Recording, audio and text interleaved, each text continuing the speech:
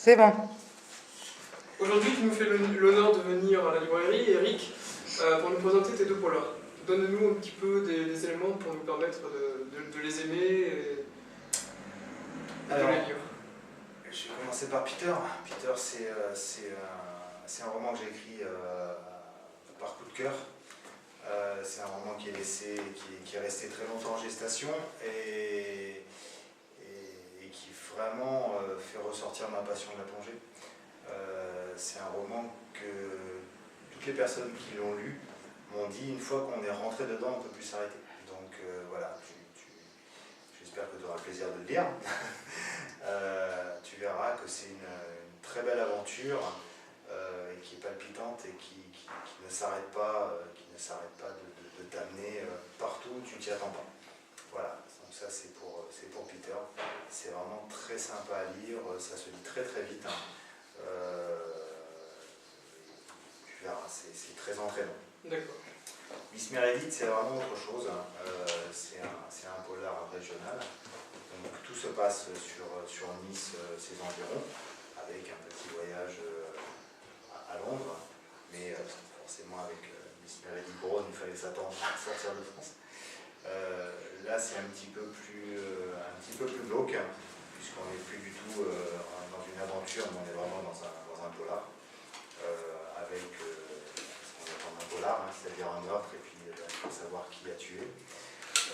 Mais là, tu vas tomber dans des personnages qui sont très attachants. Même le tueur est très attachant. Voilà, ça c'est pour mes romans. D'accord.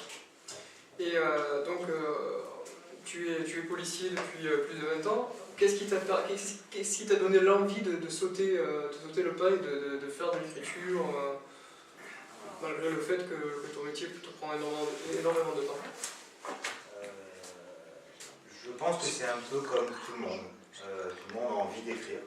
Tout le monde ressent le besoin un jour de dire je vais raconter ci, je vais raconter ça, que ce soit personnel ou que ce soit romancé. Je pense que j'ai tout simplement sauté le pas. J'ai eu, on va dire, une sorte de mentor. Hein. J'ai commencé à lire un certain auteur et puis j'ai dévoré toute sa collection. Et je me suis dit, je vais essayer, pourquoi pas moi. Et puis en commençant à écrire, je me suis dit que ça me plaisait bien de le faire, que peut-être que j'avais certaines facilités qui maintenant, forcément, je travaille un petit peu. Et j'en ai sorti pour l'instant 2 romans et puis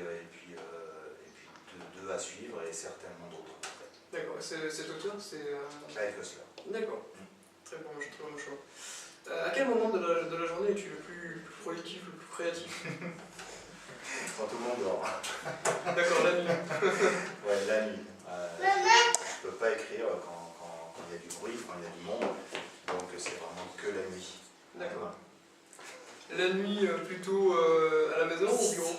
Non, à la maison. D'accord. Je passe beaucoup de temps au bureau, mais j'essaie de ne pas y rester trop la nuit quand même. D'accord, non, mais on a pu penser que le lieu pourrait te permettre de plonger plus. C'est la nuit, généralement même dans mon lit, sur mon ordinateur portable. D'accord. Et lorsque tu as écrit ces 2 polars, est-ce qu'il y a eu des anecdotes, alors soit positives, soit négatives, soit un petit peu dans le comique qui t'ont permis un petit peu de soit avancer de façon un peu plus vite, soit peut-être des commentaires autour de toi, J'appellerais pas ça des anecdotes, enfin, au moins elles ne m'ont pas permis d'avancer, enfin, je ne pense pas, j'ai rien qui me vient à l'esprit comme ça, mais par contre, oui, comme je te disais tout à l'heure, Miss Meredith Brown n'est pas le roman qu'il aurait dû être quand on a commencé à l'écrire. En fait, à 3 semaines à peu près de la fin de son écriture, j'ai totalement changé l'histoire. Donc effectivement, c'était un roman à la base qui était, on va dire, un petit peu ficelé, un petit peu écrit dans ma tête. Et quand, à force de l'écrire, en fait, et puis à force de me poser des questions sur comment faire amener la fin. Est-ce qu'il meurt, est-ce qu'il ne meurt pas, comme dans tout roman, hein. Est-ce que les principaux, qu'est-ce qu'on va faire des principaux personnages? Celui-ci, il y a eu un revirement de situation et en fait, il en est arrivé à la fin, à cette fin-là, alors que c'était pas du tout prévu. Je peux pas. Mais mis sur pause.